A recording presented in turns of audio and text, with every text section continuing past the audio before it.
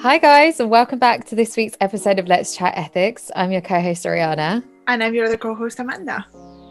And this week we have joining us the amazing Simi, who is the founder of YutyBazar. So I'd love for you to give an introduction to yourself, Simi, and just tell us a bit more about Yuty and, how you got to where you are now. Yeah, thank you. Thanks, Ariana. Thank you, Amanda. I could see your hesitation there because you were like YutyBazar. I know. Do you want me to redo that? Because as I said that, I was like, no, don't redo it. No, it's completely fine. It's just that obviously we've been having conversations already about Yuty and our kind of rebrand into YutyBazar and our rebrand into Yuty. So you're like, should I say the Yuty? I know. I just said that, and then I was like, wait, should I say Yuty? I love that. Yeah, that's completely fine. I guess I'm the founder of Yuty, formerly known as YutyBazar, and we really believe that we're the conscious beauty destination. I guess the simplest way to think of it is that I use Jay-Z. We've got, you might have 99 beauty products, and Yuty helps you find the one. Right. So we're leveraging AI, and by AI, I mean machine learning, deep learning, to help customers really find the right hair care, skincare, and cosmetics products, and body care now, actually. And it was really born out of the disabling issue that I faced. Being a beauty consumer for, many years, I really struggled to find the right, hair care products, so much so that I shaved all my hair off because, being in the UK, unlike what it was like today, back in the day, I wasn't able to go into Boots and buy hair care products that suited me. I would have to trek all the way to Upton Park or somewhere there to go and find products that worked. And it was so disabling because, the products that were kind of, sold to me weren't the products that were right for me. So I went on this crazy trial and error journey, and even making my own products. And then the same thing with skincare. I have combination skin, I have fine lines and wrinkles, I've got oily skin, it's dehydrated, all of these different things. And there's so much choice. And I think consumers face this kind of choice paralysis, that it's like, how do I know which one works for me? Based on my genetics, based on my lifestyle, my preferences. So it was 2015, just done an interview with journalist Ate Jo, and I said, I can't really find the right products. I know you say that my hair is rocking, my skin's rocking, but really, I can't find the right products. I was pregnant. I couldn't even find the right nail polish. So, all of these challenges that I was facing, and it was kind of a pivotal year for artificial intelligence. We're talking about, manual labor becoming kind of automated by robots, and driverless cars and things like that, which are coming onto the scene, which have been on the scene, but really picking up. And I was like, how can I use this artificial intelligence, this machine learning to, that does this like basic routine prediction? Well, if I have all of these data points in this feature-rich environment, how can we actually leverage that data to be able to match people to the right products? So that journey started, and then 2020 was the year that we went live, and it's been a journey. Yeah. Oh my God, I love that. I absolutely love that. I don't know if you were going to say something, Amanda. I just wanted to ask you, if you can tell us a bit more about how you're using AI to help with this, because I also struggle with, my hair is pretty low maintenance. I can basically wash it with detergent and it's fine. I have used dishwashing liquid in the past in an emergency, and it was fine. I was like, great hair day. Hair liquid.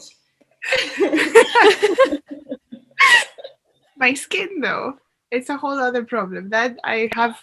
My entire life I've struggled with acne, with oily skin, and all of that. And I would have, especially a few years ago, I would have loved to have some source that could help me with my skin, because I remember just going and looking for like the harshest products. Even like I lived in the US for a while, and I think they have stronger like acne ingredients there that like dry your skin to like be like cardboard. So yeah, I would love to know more about sort of the like, yeah, how do you actually put AI into this? Yeah. Exactly. Okay, so I mean, we use machine learning and deep learning models. And when we launched with the UT quizzes.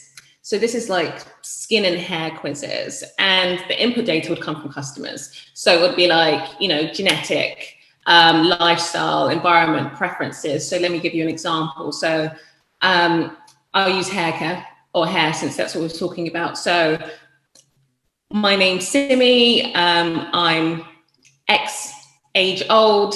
I live in London, which is a temperate environment, and I don't want products with silicone in it because I have an allergy, and my hair type is 4C. I wash it every other day. I don't, you know, do any heat styling, and I don't do any chemical straightening. These kind of this input data from the customer, literally going across you know, their lifestyle and their environment and themselves, really does kind of feed the model, so that we'd be able to do that kind of routine prediction on it. So with all of these various different inputs, actually statistical analysis and understanding using vector embedding and various other algorithms that are running classification models, actually how, with what the customer is saying, what products that we have on the marketplace can we match them to? If they said they've got an allergy and they don't want products with silicone inside of it, obviously all of those products are kind of completely filtered out.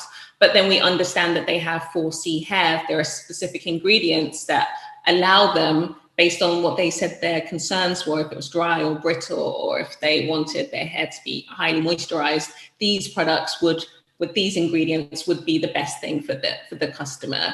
But that ingredient might not work in London, and it might work in this specific environment. So all of these questions really does allow us to be able to kind of really personalize that experience so they can find the right product.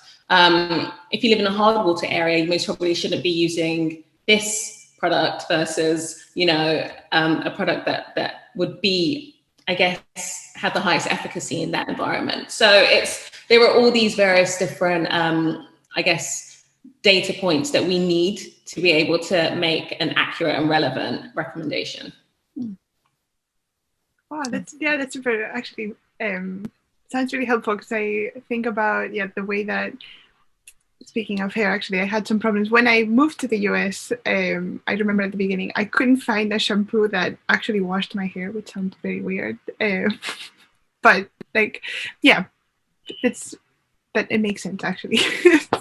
But there are all these things, right? Because, you know, some ingredients, they're surfactants cleansing, you know, they don't work in some environments or in some countries, or based on, you know, the type of water, they just won't work properly. So if you're looking for that foam, or to feel like it's actually cleansing your hair, it could be cleansing your hair because it has, you know, those functions, the ingredients has those functions, but actually you're not getting that feel. And that's even that's something that we'd even ask our customers, like, if you want to moisturize, do you want it lightweight, or do you want it you know, more rich? Because they want to feel like it's moisturized, they want to feel like it's cleansing. So there are all these points that we really do take into consideration to be able to surface the right products for them, so they don't have to go for this trial and error, you know, looking through ingredient labels, doing research, becoming their own artisans to be able to find the right products. We just take out all the work, and we really recognize them. We have this thing within our manifesto where we say we truly want to get to know you. And, you know, being that we are using artificial intelligence, you know, getting to know the customer and understanding them and every facet of them really does allow for us to be able to find them the right product.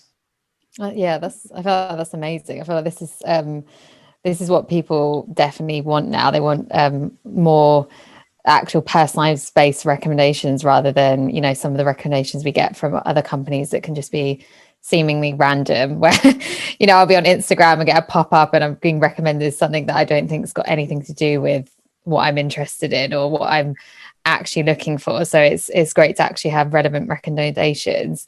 I think in a world where, you know, data is kind of everything now in terms of with machine learning and how companies work, how do you feel like customers have taken to kind of giving over that data when they're doing the quizzes, and how have you had any like research around that? How have they taken to that? Well, customers seem fine, and I think let me back it up with real data. So I did a talk recently, and I'd read somewhere, I think it was like an Accenture survey or report, where they said 91% of customers and consumers are willing to share their data if they were able to get relevant content and recommendations. And I think that's it. Consumers are so tired of what you talked about, Oriana, of being provided these things that are relevant, and it's like, why is this being sent to me? And it's so the communications are so impersonal that if they are sharing this data with you and you have all of this knowledge of them, then you should be able to provide them with this extremely personalized experience. And that's what consumers are wanting. They're wanting that personalized experience.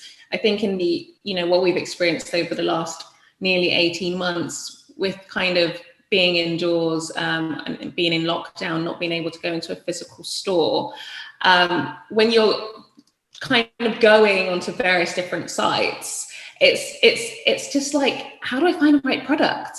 You know, wouldn't it be great if I just went to this store and it was all merchandised for me? You know, it understood who I was. I walked in and actually, you know, all the aisles were done the way that I would want it. And that's that experience that customers are looking for. They want extreme personalization. And that's not really what, you know, some retailers and I guess e-commerce and, you know, not even just those specific industries, that's not what they're getting. That what they're getting is kind of being bombarded in kind of spray and pray approach. Hopefully something sticks. And research says otherwise. 91% are willing to share their data. That's incredible. Yeah.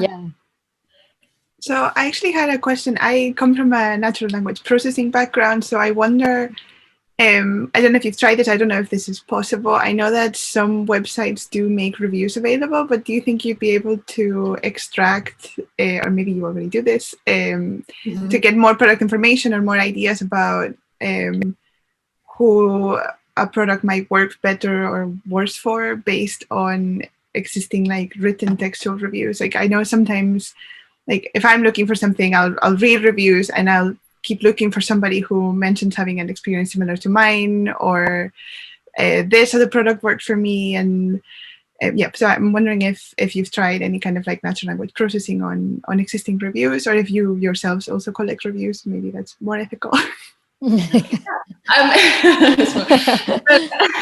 Yeah. Okay. So we launched back in August. So product reviews, they're not rampant on the site at the moment. We do use NLP or natural language processing within the UT bots to be able to kind of understand the customer. It's extremely rules-based system, and actually based on customer feedback, we kind of have a version 3 or 4 or 5 based on customer feedback, where it's not so rules-based, and we're taking it out. So it has a more conversational flow.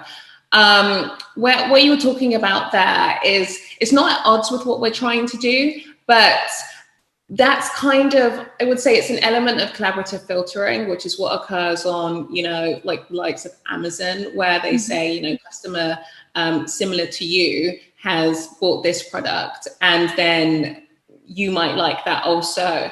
But you're talking about taking it one step further and listening to, you know, almost listening to the reviews and hoping that what the person's saying is a similar experience to yours. We could actually remove that without using that person's data and actually think of it from a scientific perspective.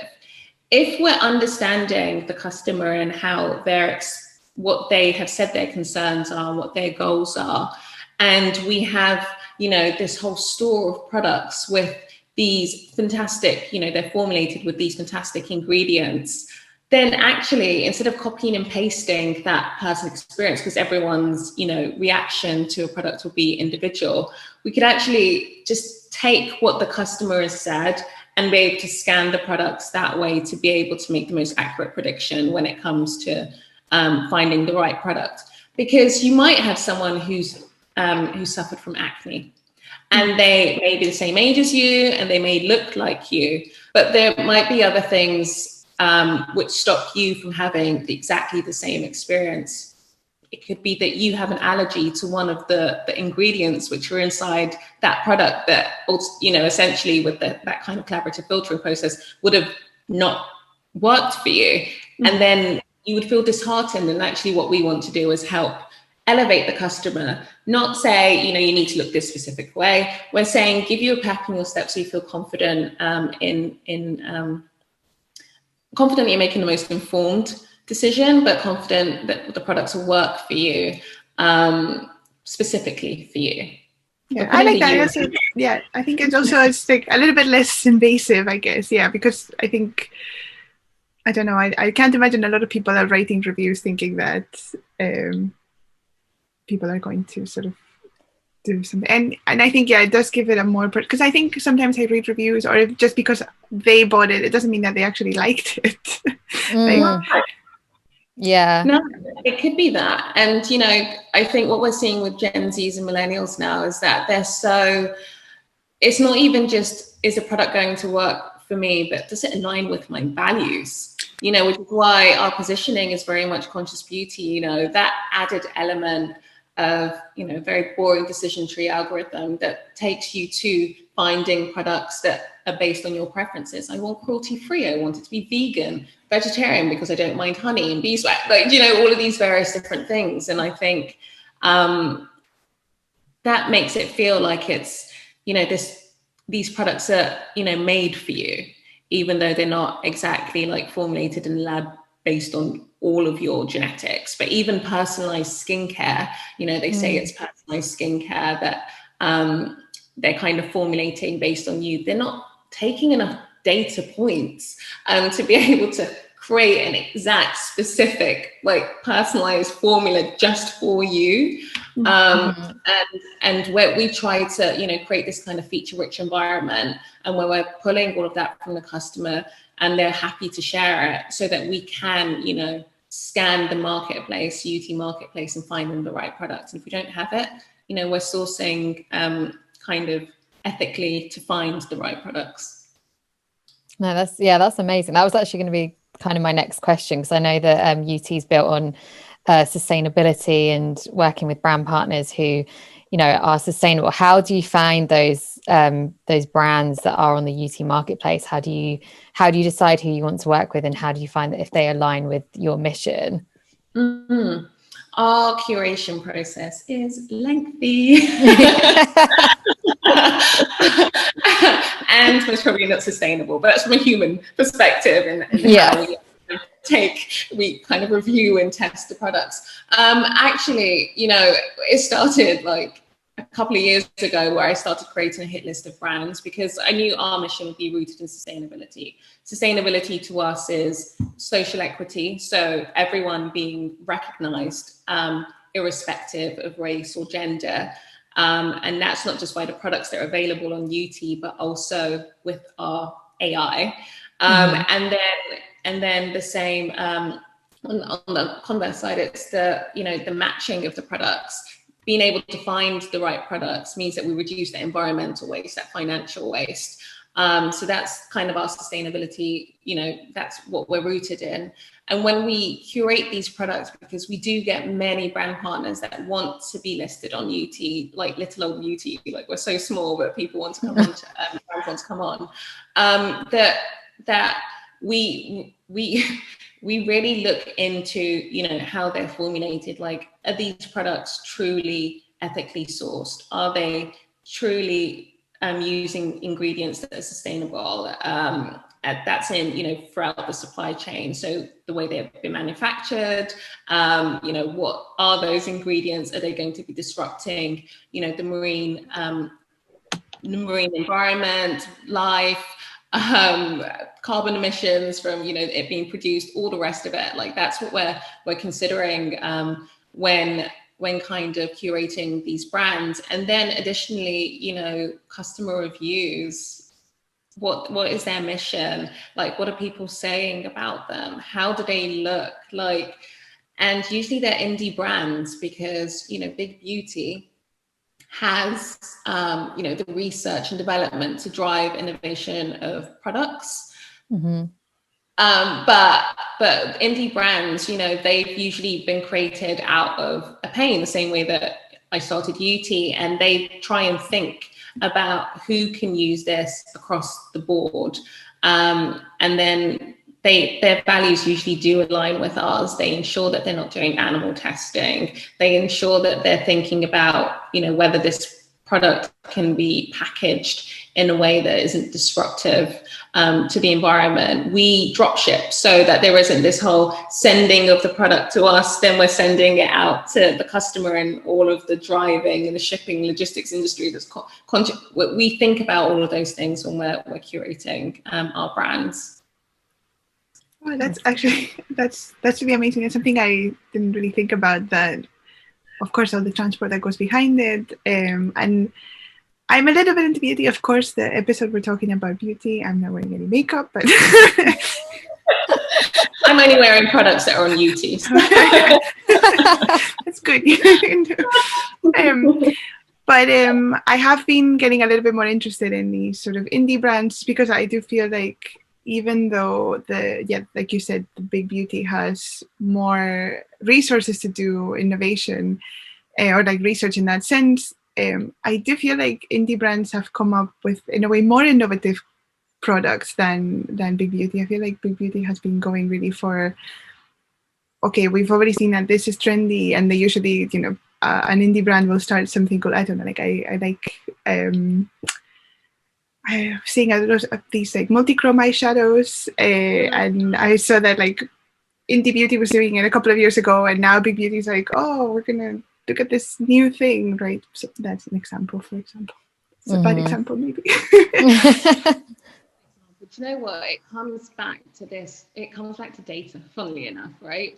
Because indie beauty has, like, I guess what you call like low tech or lo-fi data, which is customer data. They're speaking with their target customers, they're understanding their challenges, and even if they don't have like huge labs and all this crazy money behind them, that is really key in being able to create a product that is innovative, because you're able to respond in real time without kind of, you know, the bureaucracy and moving through.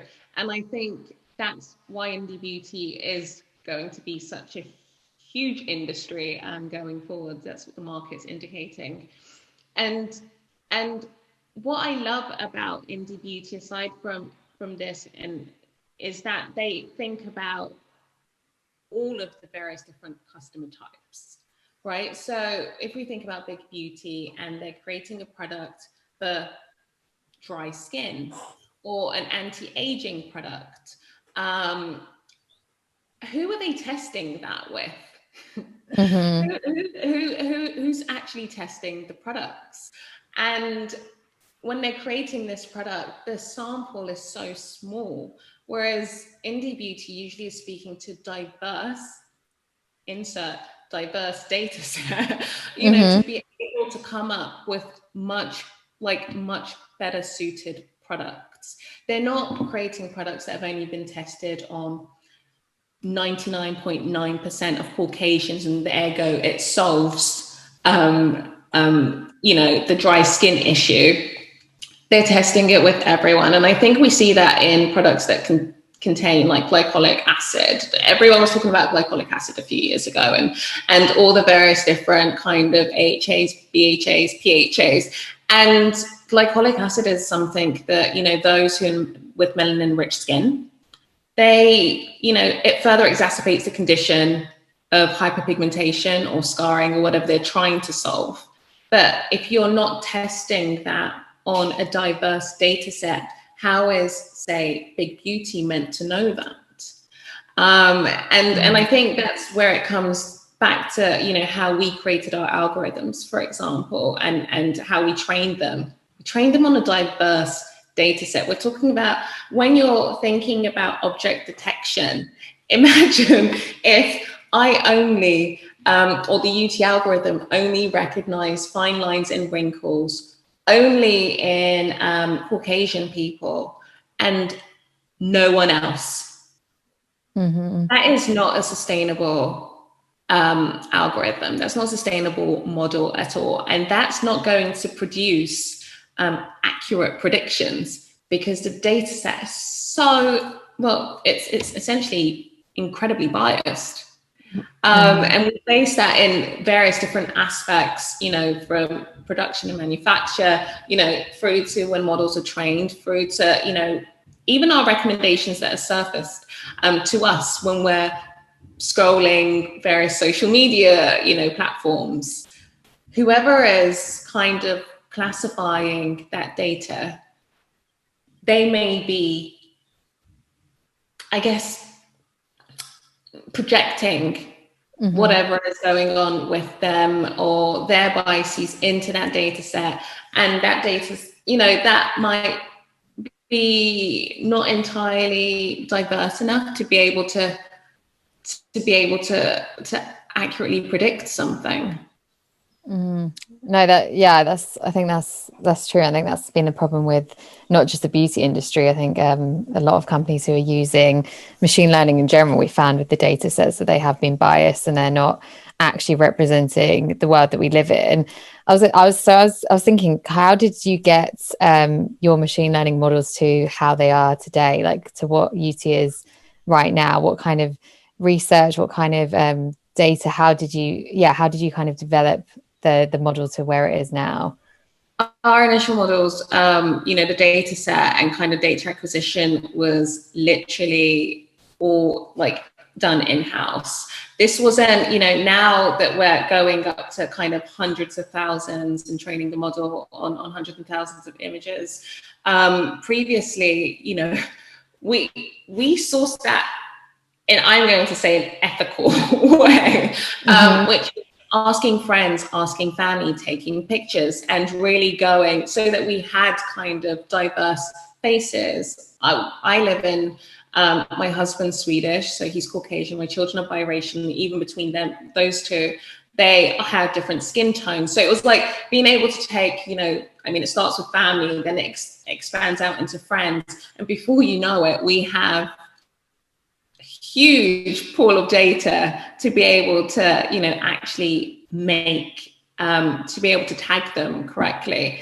And then we built that out. And I think our initial models, you know, when we was testing it, it was like, oh my gosh, it's going to work. And then it was like, we're going to have to use some transfer learning here. There is some overfitting due to bias. And then it was like, go back to it. So there was lots of like testing. You can't like, you know, just think, oh my gosh, it works the first time. There's constant iteration and constant iteration happening. And it's always a working progress, you know, because I think it was a recent, I was listening to something recently.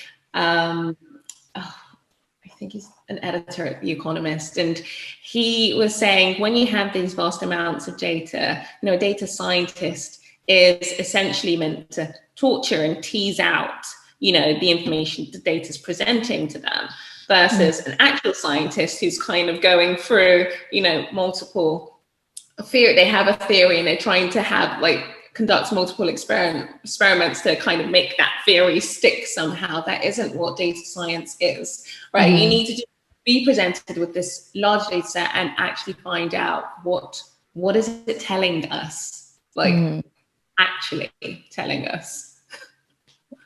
Yeah, that's really, I guess part of me is curious about like how big your data set is. But I know that like some of these questions are maybe company secrets. Yeah, some of it company secret. Look, when we started, I'll say that our data set initially was trained on about 2,000 images for our skin advisor and foundation advisor. Now I can say, without going into specifics, that it's extremely large. And tens of thousands most probably wouldn't even cut it. It's nearly hundreds of thousands. So you can kind of infer from there. And it would have to be, right? Yeah. Because we were very strict from the very beginning to try and ensure that the data reflected society. Mm-hmm. So as I said, we looked inward, and we're a diverse team as it is. I'm of Nigerian heritage. The lead on data science and machine learning is Greek. Brand partnerships, Chinese, we have Asian, like there is everything happening, like we're a melting pot. Anyway, so being able to go out to our various different communities to source this, because when you think about the libraries that are available, lots of celebrities, lots of random images, it doesn't quite fit. And actually we need to not only find, ensure that the data is diverse enough for us, but then actually we're able to see what needs to be seen when we're focusing on skin concerns, which could be fine lines and wrinkles, acne, hyperpigmentation, melasma. We're not, there are humans in the loop. There's a cosmetic scientist / dermatologist in the loop, and we make these recommendations. We're not a dermatologist, like we're not a medical society or anything like that, but we ensure that when we're making these recommendations that they are as accurate as possible, and they're constantly tested, like always. We're at about 92% accuracy when it comes to the foundation advisor, and a lot higher on a skin advisor. But that is because the data needs to be coming in. And now it's customer data that's obviously driving this. But what we have is, the customer's image is saved to their profile. And of course, we're using that to train, our algorithms. But they can delete it. We're not going to keep it, ad infinitum for forever and ever. If they don't want us to have it anymore, even though they agreed initially, they can remove it. And I think, that's what customers hope, I guess, if we're not making relevant recommendations to them and it's not helping them and benefiting them in a way, they should be able to kind of contribute and speak to us about, how their data is handled. Yeah, no, I think it's amazing. It just kind of makes you wonder why and how a lot of companies have been using data up to now, and kind of the ethics behind it. Why companies haven't been using diverse data sets. I think there's definitely, I think we know some of the reasons why, but it just seems, it seems like when you talk about it, these are obvious things that should have been done before, but they haven't been done in many instances. And these are things that, society on a whole has been kind of waiting for and needing, these diverse data sets and having actual personalized recommendations based on who you are, not based on someone who is just working in the company who's meant to be representing the world. So I was also thinking, how have you found the customers of Yuty? How have they reacted to what kind of feedback have you had since launching? Yeah, it's been incredibly positive. When we think about the number of users that have gone through and actually purchased from, the quizzes, we would say that our conversion rate from the quizzes is extremely high. I'm going to try and work it out again here because I was looking at the figures this morning. So I can give you an actual percentage. So if we think about e-commerce conversion rates being around circa 3%, when a customer goes through Yuty and they have a recommendation, on average, it's about 22%, 22.2222% in terms of, driving in terms of that conversion rate. And that's really brilliant. But what's even more brilliant is that when the customer, I send a personal email to every single customer, and when they respond and say, oh my gosh, I didn't know about this brand and it's amazing. And my hair has never felt like this. I've not been able to find the right conditioner before. Some people are having kind of like dermatitis or like other shampoos with itchiness and all the rest of it. And I was just like, okay, like we're really onto something here. The feedback has been incredible. And I'm just hoping they continue to tell everyone else. I mean, one customer told, one of their friends, and they were in, can I say where they were? They were in North America, and that customer then came back and purchased like $1,200 worth of products. They literally reordered everything, ordered everything that was in the recommendations, and the recommendations were like 15, Wow. And the products they ordered before. And I think that, we see that in the average order value. The average order value is a lot higher than industry. Industry is circa £46. And this month ours is 100. At its highest, it was at 131 plus. So, people are coming and purchasing on less than 3 products and are spending. And I'm just like, that kind of speaks to how they've taken to Yuty. I think that's amazing. That's incredible. I feel like that just shows that there's obviously this real need for a company like Yuty that are going to be representing everyone and actually making those real recommendations on sustainable products, which I think is incredible. Thank you, Oriana. We're trying, right? This website of ours is incredibly bootstrapped looking. It's not pretty in the slightest. But I think you're being hard on yourself. I think it looks nice, but we'll take my horrific Ruby on Rails and coding and design skills, and we'll blame it on that. And now it's going to be beautified, and it will be a much better customer experience going forwards. And we'll have many more users coming through who aren't afraid of putting in their email at the beginning, which they won't have to do anymore because it's being moved to the end, and all of that information. And actually having a marketing series. We don't have any, we don't do any marketing whatsoever. None. Wow. No paid advertising, nothing. Small team. That's I feel like that says it all though. The fact you've no marketing and managed to get to where you are now, that's a testament, really. Yeah. That's incredible. Yeah. Thank you. Yeah, I think there was something else I was going to just ask you. I think more about maybe your journey with artificial intelligence. I know you touched on in 2015, you were kind of hearing about it and, self-driving cars and stuff. And what kind of, I know you touched on a bit of how you got to where it was with the Yuty, but what was your experience with understanding AI and machine learning? And did you ever envision that you would work kind of in the center of this? No, I never thought I'd be a non-technical founder of beauty tech startup. No, this is so, when I think of my journey, it kind of like blows my mind a little bit. I mean, AI is we're using it to kind of ultra personalize a customer experience, right? Then I think of myself as I've been in this personalization business, or wanted to be in this personalization business, for a really long time. So as I said earlier, I'm of Nigerian heritage. So any Nigerians out there listening knows that you can only be a doctor, a lawyer, or an accountant. So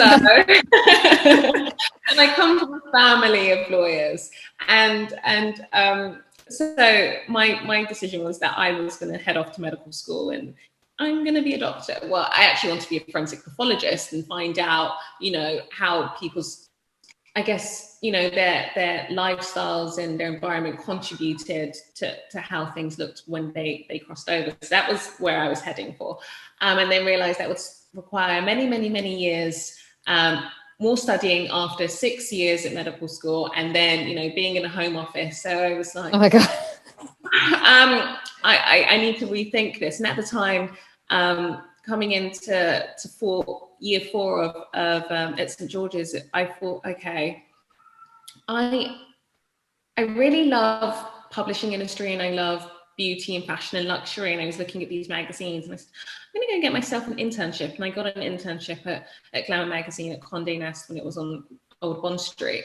And from there, I ended up on kind of going into this kind of, I guess, publishing industry-esque type thing where I was matching advertisers with audiences. So, you know, you go from matching patients to treatments to advertisers with the right audience. And I did that. I went from a custom PC. It was like this PC gaming title, which was incredible. I absolutely loved it. And then I did a stint at the Metro and Evening Standard, and it kind of landed me at which was hugely pivotal to kind of my career today, where we were matching PRs and brands with celebrities and influencers. You know, if you're a brand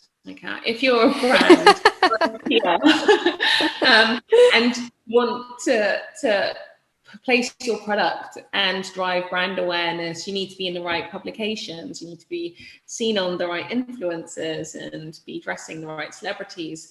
And at the time, the publication was all about fashion, and I was like, we need to launch this kind of beauty, you know, product.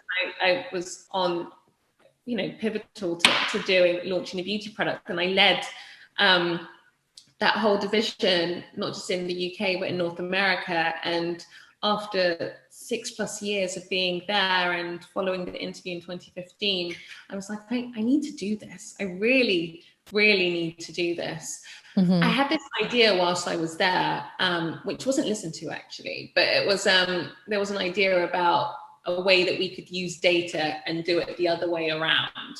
And that most probably didn't come into, I don't think they thought about it until towards the end of my time there. And I was sitting there thinking, I'm pretty sure I said this like 3 years ago, but it's fine. You know, I'm going to go and start my own business, which most probably removes the company that I was talking about there.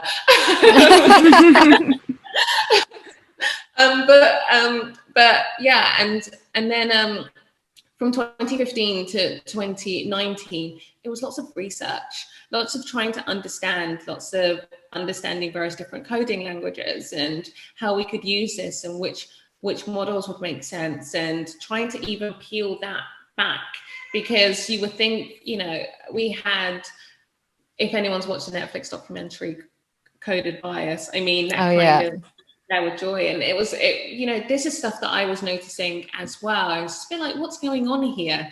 And then you do the research, you're thinking it's the data. And that's really what got me to collecting it so early on and kind of putting myself in good stead.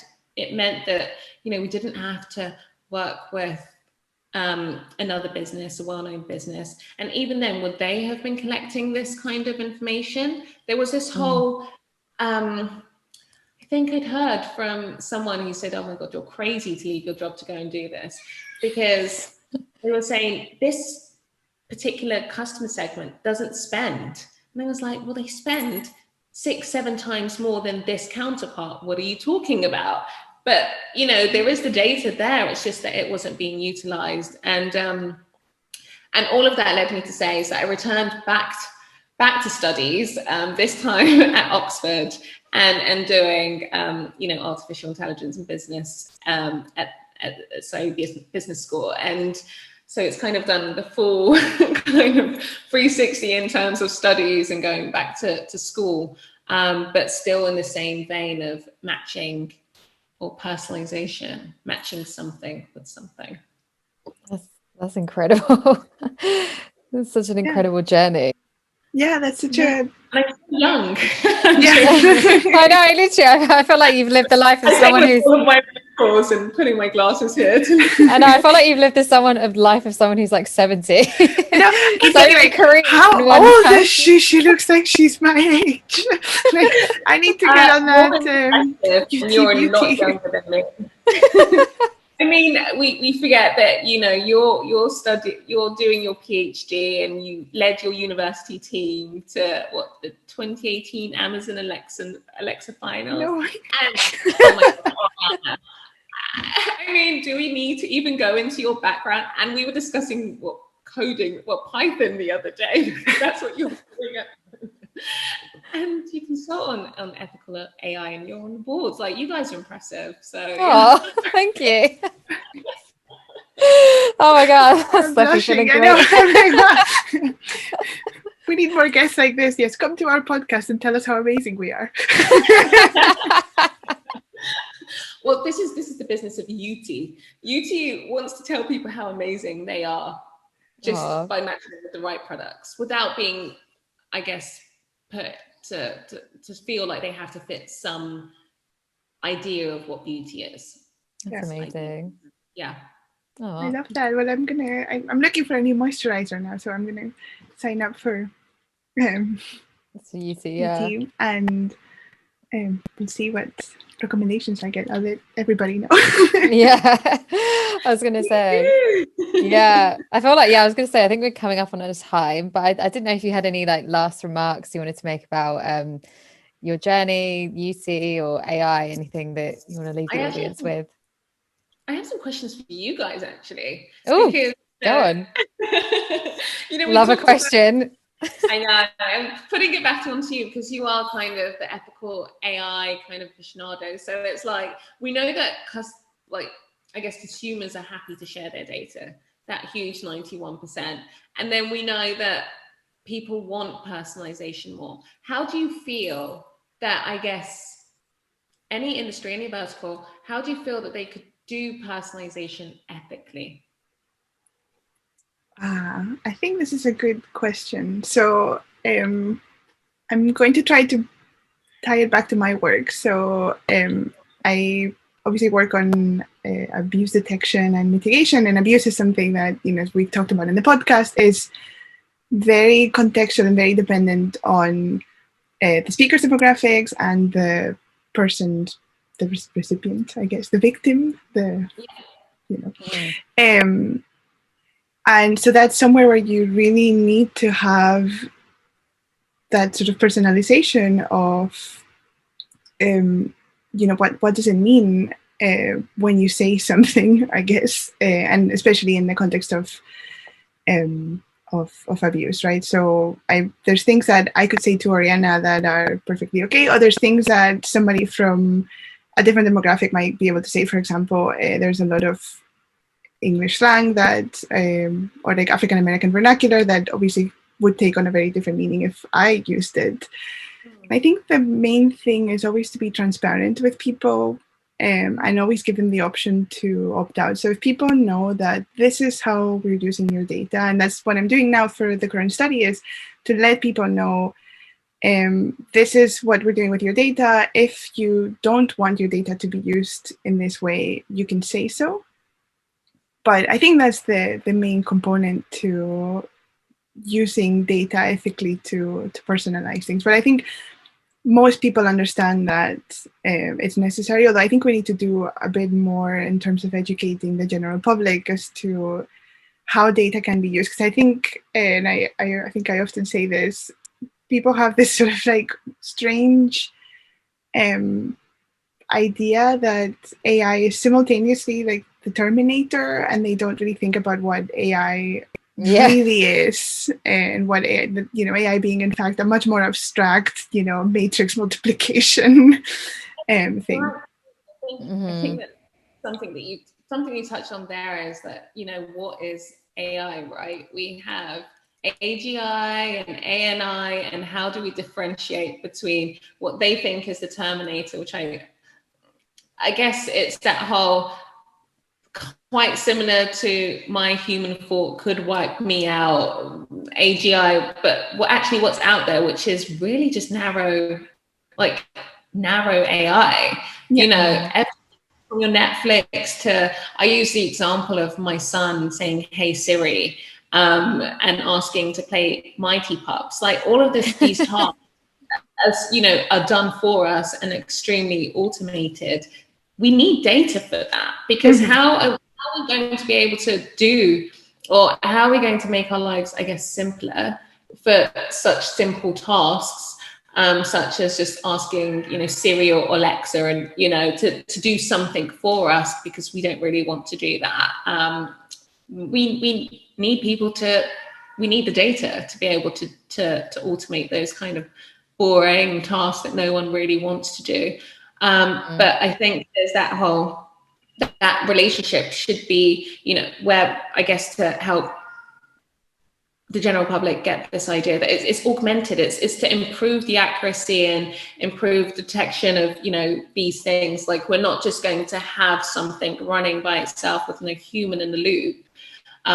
There will be someone there overseeing to ensure that the right or routine prediction is done somewhat accurately, so far as they're trained to the best for levels themselves, so that we're kind of removing and mitigating risk there. There's a whole education piece that needs to be done around it. I don't think anyone even open your iPhone. What's that? I think your iPhone. I think that's the problem as well, because I think a lot of the work that's coming out, realistically, like the work that comes out of universities or the government reports and stuff, general people don't read that, because it's like, who's realistically going to read like a 10-page report written by like the Department of Culture, Media and Sport, talking about what's happening in AI in the UK right now. I don't think a lot of people want to read these lengthy reports and really want to know. I think that's why it has to come from smaller education purposes, like in schools, in like the podcast. something that's easy to something that's easy to listen to, and that's not too technical and not too that government corporate language that's talking about, even like the EU guidelines. Realistically, the EU regulations that have just been published, it's great, but like, how many people are going to actually read these regulations and look into what that means, and what that means, and how their data is being used ethically? I'm not sure that on average people really do. So I think when it comes to the general public understanding the ethics of their data, I think it's more like you were saying, it's giving people the option and being transparent. I think that's what even someone who doesn't understand AI or knows about machine learning, they do like having that option of, can I remove the photograph like on Yuty? Can I see what my data is actually being used for? I think that's really important. Oh, I think so. I think, if people I don't know, everyone's worried about, cookies tracking them and all the rest of it. Not all of it, no one wants that to be happening. But if you do purchase from personalized advertising, what is that being driven by? And when it's targeted that way, not like you say something to a friend, but, when it's like showing up in your social media feed or on the banner of a specific search engine, that is extremely personalized and targeted advertising, leveraging the data you've agreed to give out. But if you don't want it, I think there is a fantastic Dragon's Den entrepreneur who's invented something that you can generate, I think it's called, that you can stop those cookies tracking you. Oh my gosh. Of course, I was going to say that anywhere that could happen, it would be Dragon's Den. Idea. Oh my gosh. Well, thank you so much for coming on the podcast. It's been amazing to have you. And anyone who's listening, get onto Yuty and get those products recommended to you, because I think this is a good, really great sustainable way to actually find products for yourself. Stop being like me and buying 5 moisturizers that are going to sit in your bathroom for a year. That's what we're trying to do. We're trying to reduce the waste, reduce the trial and error, and literally match you to the right products. Remember, there's a million products out there, but Yuty helps you find the one. I love that. Yeah. Oh, thank you. Thank you so much. It's been great to have you. Thank you, Ariana. Bye. Amazing.